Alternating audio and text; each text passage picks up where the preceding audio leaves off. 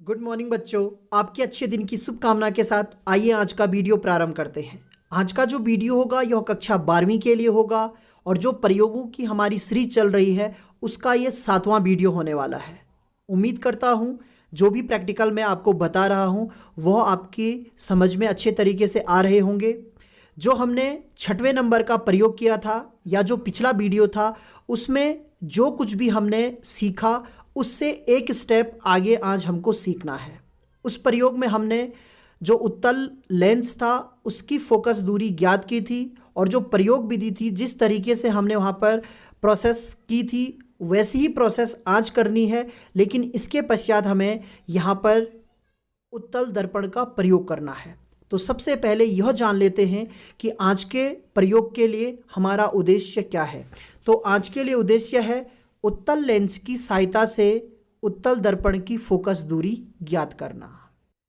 इस प्रयोग हेतु जिन सामग्रियों की आवश्यकता होगी उनमें प्रकाशिक बेंच, ऊर्ध्वाधर स्टैंड जिन्हें हम अपराइट्स कहते हैं, उत्तल लेंस, ऑप्टिकल पिंस और उत्तल दर्पण की आवश्यकता होगी।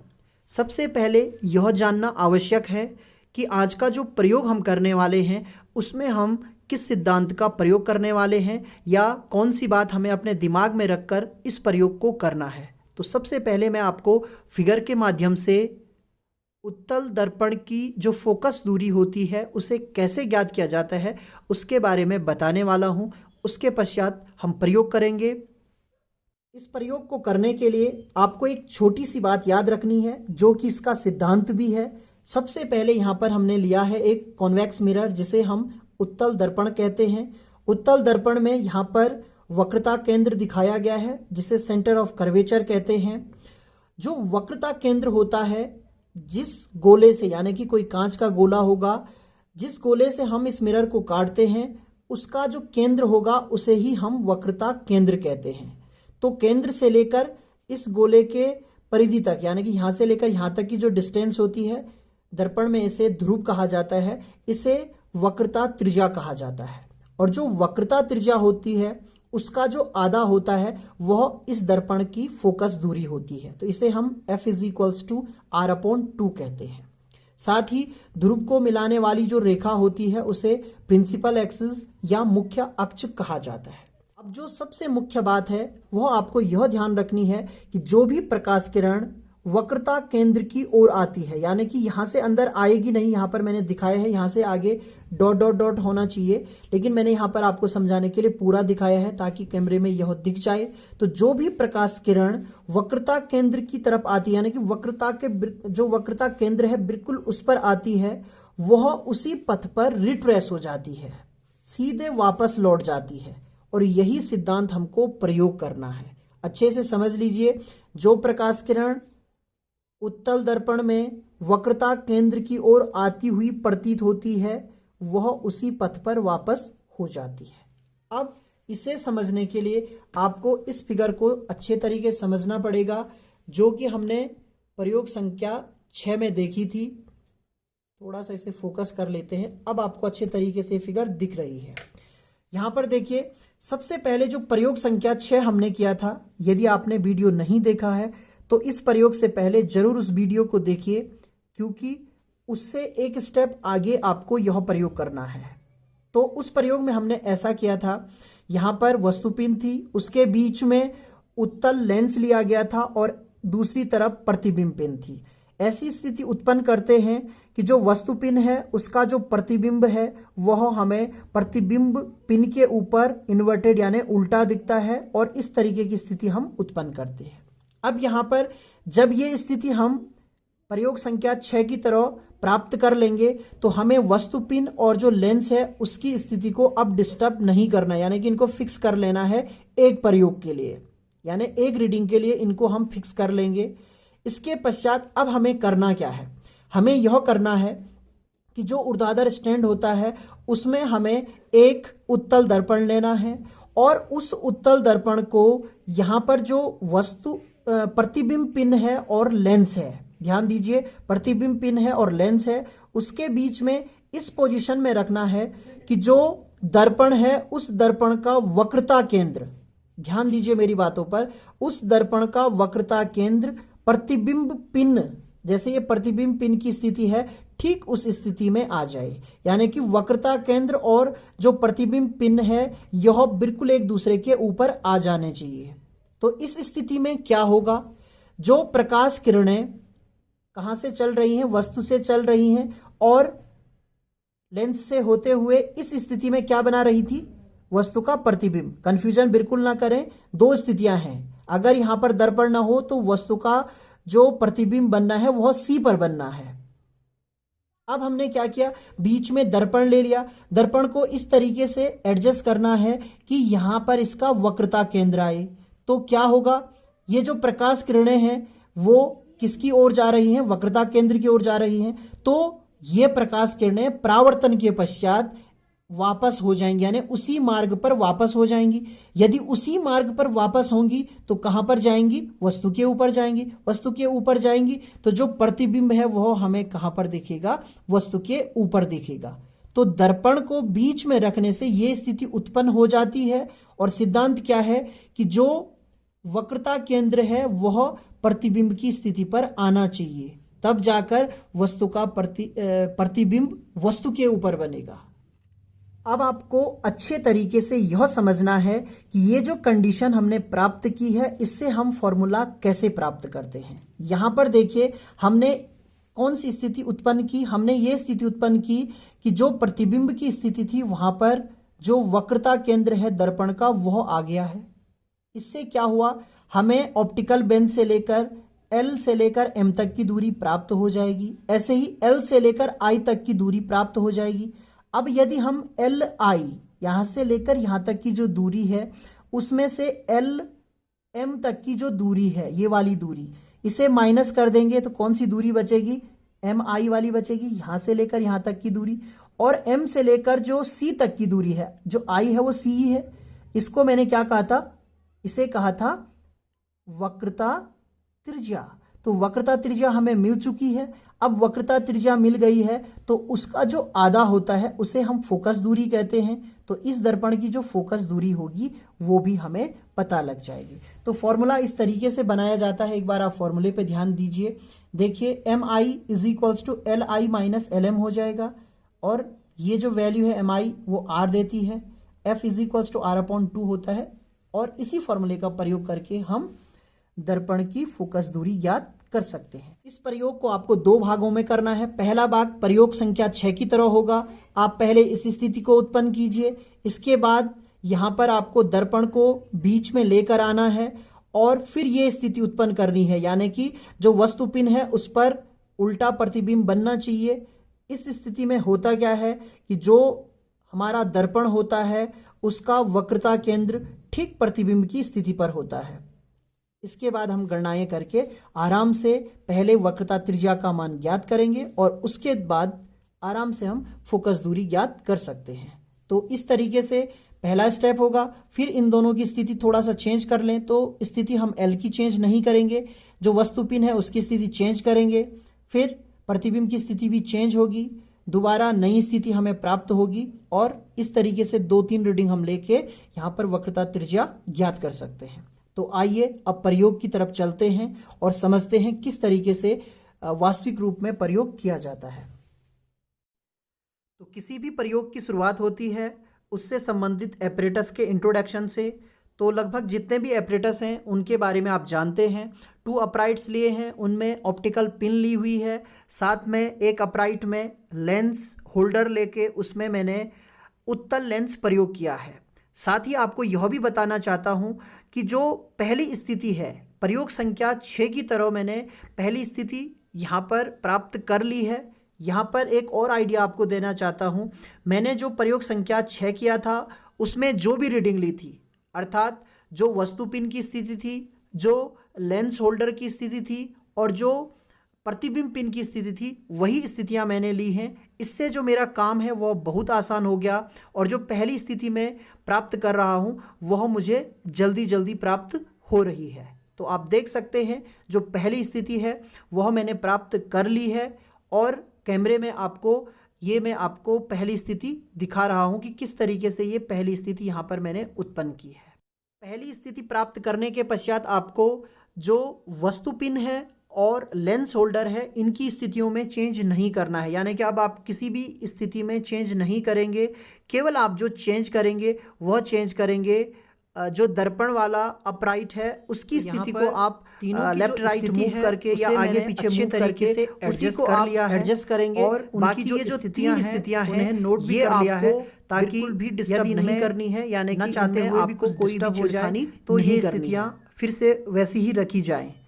तो यहाँ पर सारी स्थितियों को केयरफुली रीड करके और अच्छे तरीके से उनका एडजस्टमेंट देख लिया है। एक बार मैं कोशिश करूँगा कि कैमरे में भी मैं आपको ये स्थितियाँ दिखा पाऊँ कि जो प्रतिबिंब और वस्तु पिन की स्थिति है वह हमें प्रयोग संख्या 6 की तरह दिख रही है।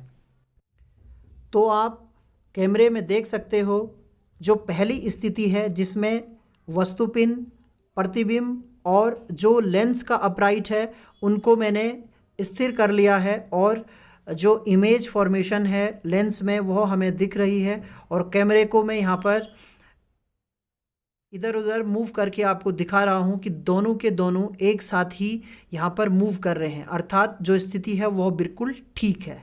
अब हमें इन स्थितियों के बीच में यहाँ पर जो अपराइट है जिसमें कि मैंने उत्तल दर्पण लिया है उसे एडजस्ट करना है। तो यहाँ पर इस स्थिति को एडजस्ट करने के लिए मैं आपको बताना चाहता हूँ कि लगभग मुझे 15 से 16 मिनट लगे, क्योंकि यहाँ पर सबसे बड़ी दिक्कत यह होती है कि आपको जो वस्तु पिन है और जो लेंस होल्डर है उन दोनों को बिल्कुल भी डिस्टर्ब नहीं करना है। केवल आप जो दर्पण है उसके अपराइट को आगे पीछे करके जो स्थिति है उसे उत्पन्न कर सकते हो। तो यहाँ पर दिक्कत ये होती है कि आपको हर बार दर्पण में जाकर देखना है कि उसकी स्थिति क्या है, फिर उसके बाद उसको एडजस्ट करना है, फिर से आके लेंस में पोजीशन चेंज करनी है। यदि सही पोजीशन है तो ठीक है, अगर नहीं है तो फिर से जाके आपको दर्पण को एडजस्ट करना है। साथ ही यहाँ पर जो अपराइट्स में स्प्रिंग लगे हैं उन स्प्रिंग की सहायता से आप इसको लेफ़्ट और राइट मूव करके जो प्रतिबिंब की स्थिति है उनके बीच में जो गैप होता है उसे बिल्कुल ज़ीरो कर दीजिए, यानी कि जो वस्तु का टिप है और प्रतिबिंब का इन्वर्टेड टिप है वो दोनों एक दूसरे के बिल्कुल ऊपर होने चाहिए। इसके बाद आप दर्पण को इस पोजीशन में ले आए कि जो प्रतिबिंब है और वस्तु पिन है उनके बीच में जो लंबन है या पैरेलैक्स है वो बिल्कुल भी ना रहे। और जब आप अपने सर को लेफ़्ट और राइट मूव करें तो वस्तु पिन और जो प्रतिबिंब है वह दोनों के दोनों एक दूसरे के साथ मूव करें। तो ये स्थिति लगातार कैसे प्राप्त की जाए इसके लिए मैं कोशिश कर रहा हूँ। इसके बाद मैं आपको एक अच्छा सा आइडिया दे दूँगा जिससे आपको बहुत ही जल्दी जो स्थिति है वह प्राप्त करना आसान हो जाएगा। अब लगभग मेरे द्वारा जो एडजस्टमेंट है वह कंप्लीट हो चुका है, तो मैं आपको कैमरे में दिखाना चाहता हूं। आप कैमरे को भी देख सकते हैं क्योंकि दर्पण सामने पे है, कैमरा भी आपको दिख रहा है। और जो टिप है यानी कि जो वस्तु है उसकी टिप और जो प्रतिबिंब है उसकी टिप को भी आप देख सकते हैं। बहुत क्लियर ये नहीं दिख रहा है, यहाँ पर कैमरे को थोड़ा सा मैं एडजस्ट करूँगा जिससे आपको अच्छे तरीके से ये दोनों ही टिप दिख जाएं। तो अब आपको शायद ये दोनों टिप दिख रही हों। तो लगभग स्थिति हमने प्राप्त कर ली है। हल्का सा इसमें पैरेलैक्स है जो कि मैं देख पा रहा हूँ, तो इस पैरेलैक्स को मैं दूर करने की पूरी कोशिश कर रहा हूँ। और उसके पश्चात जो कैमरा है उसे मैं लेफ़्ट और राइट मूव करूँगा जिससे जो पैरेलैक्स है वह ज़ीरो हो जाए। साथ ही आपको आइडिया देना चाहता हूं कि कैसे आप इस स्थिति को जल्दी से जल्दी प्राप्त करें। इसके लिए आपको करना क्या है कि जो दर्पण होल्डर वाला अपराइट है उसे आप एक बार बिल्कुल लेंस अपराइट के बगल में रखिए। इस स्थिति में आपको यह दिखता है कि जो प्रतिबिंब है, जब आप लेंस में देखते हो तो जो प्रतिबिंब है वह प्रतिबिंब आपको आगे दिखता है और जो वस्तु है वह पीछे दिखती है। इसी तरीके से यदि आप दूर करते हैं तो आपको जो प्रतिबिंब है वह दूर दिखता है और वस्तु नज़दीक दिखती है। तो आपको वो बीच की स्थिति उत्पन्न करनी है। तो आप हमेशा इस तरीके से स्टार्ट करें कि जो लेंस होल्डर है और जो दर्पण होल्डर है उन दोनों को पास में रखिए। उसके बाद आपको लेंस होल्डर को तो बिल्कुल भी मूव करना नहीं है, तो आप धीरे धीरे जो दर्पण होल्डर है उसे दूर ले जाइए। जब आप उसे दूर ले जाएंगे तो जो प्रतिबिंब है और वस्तुपिन है उनमें जो गैप था, जो एक दूसरे के बिल्कुल दूर दूर थे, अब वो धीरे धीरे एक दूसरे के नज़दीक होते हैं और नज़दीक होते हैं और नज़दीक होते हैं, और इस तरीके से आप उस स्थिति पर पहुंच जाएंगे जब वो बिल्कुल एक दूसरे के ऊपर होंगे। जब एक दूसरे के ऊपर होंगे तो उस समय आप लेंस में अपने सर को लेफ्ट और राइट करके स्थिति को देखने की कोशिश करें। यदि पैरेलैक्स है तो थोड़ा सा और एडजस्टमेंट करें, यदि नहीं है तो वही एक स्थिति होगी जहां पर आपको रीडिंग प्राप्त हो जाएगी। तो ये तमाम एडजस्टमेंट करने के पश्चात अब आप देख सकते हैं बिल्कुल भी पैरेलैक्स नहीं है और जो स्थिति है वह मुझे प्राप्त हो चुकी है। यहाँ पर मैं कैमरे को लेफ्ट और राइट मूव कर रहा हूँ और आप देख सकते हैं जो प्रतिबिंब है और जो वस्तुपिन है वह एक साथ लेफ्ट और राइट मूव कर रही है। तो इस तरीके से जो पहली रीडिंग है वह मैंने प्राप्त कर ली है। यहाँ पर मैं आपको बार बार याद दिला रहा हूँ कि पहली रीडिंग प्राप्त करने के लिए मैंने यहाँ पर जो प्रयोग संख्या 6 थी उसकी जो रीडिंग थी उसी का प्रयोग किया है। उसी के आधार पर जल्दी जल्दी मैंने यहाँ पर रीडिंग प्राप्त की है। प्रथम स्थिति के लिए जब आपका प्रयोग पूर्ण हो जाए उसके बाद आप यहाँ पर वस्तुपिन की स्थिति भी नोट कर लीजिए। जो अपराइट है जिसमें लेंस होल्डर लगा हुआ है उसकी स्थिति भी नोट कर लीजिए, और साथ में जो दर्पण होल्डर है उसकी स्थिति भी आपको नोट करनी है, और साथ ही जो प्रतिबिंब पिन है उसकी स्थिति को भी आपने रफली नोट कर लेना है। इसके बाद अब आपको क्या करना है, जो दर्पण से रिलेटेड अपराइट है उसे रिमूव करना है, और अब आपको जो ऑब्जेक्ट की स्थिति है उसमें कुछ चेंज करना है।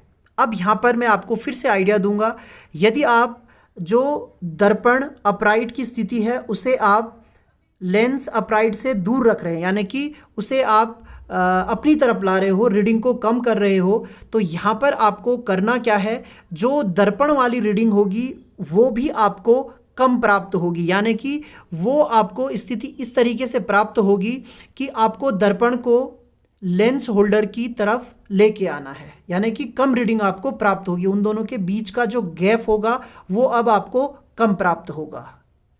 ठीक इसी प्रकार यदि आप वस्तु को लेंस होल्डर की तरफ रखते हो, यानी कि आप वस्तु और जो लेंस होल्डर वाला अपराइट है उनके बीच की दूरी कम रखते हो, तो आपको जो दर्पण वाला होल्डर है उसे लेंस होल्डर से दूर रखना है, यानी उनके बीच का गैप अधिक होना चाहिए। तो ये 2-3 बातें यदि आप ध्यान रख लें तो सारी ही रीडिंग आप आसानी के साथ प्राप्त कर सकते हो।